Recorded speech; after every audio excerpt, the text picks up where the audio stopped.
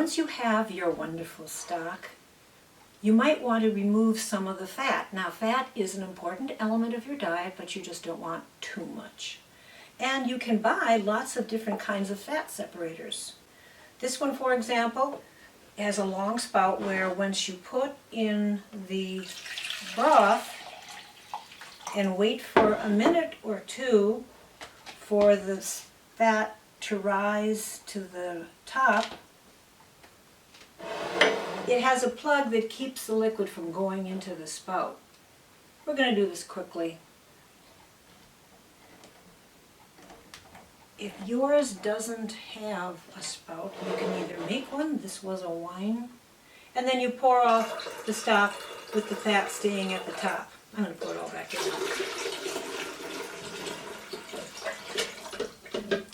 Here's another one. This one was plastic.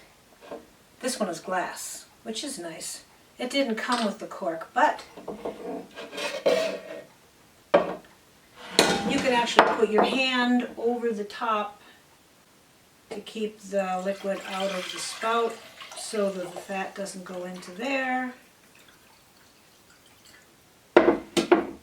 Wait for a few seconds, depending on how much of every module of the fat you want to get out. And you can let go slowly because it can come up real fast.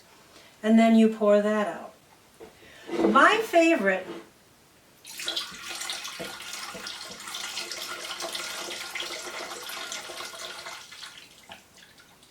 I'm going to pour it all back in because I need the last one. This one doesn't pour out from the top. There's a little trap door in the bottom. Now it's smaller than the others, but you just pour the stock or gravy or whatever into there, wait for the fat to come up to the top, and then let the broth come out from the bottom.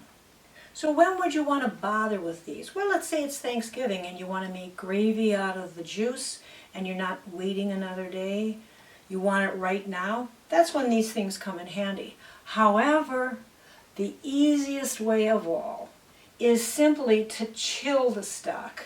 The fat will rise to the top and you take it off. So if you're living in a dorm room or one of those tiny houses and you don't want a lot of gadgets, the easiest thing to do is make your stock a day ahead from when you want it, remove the fat, and then you're ready to go.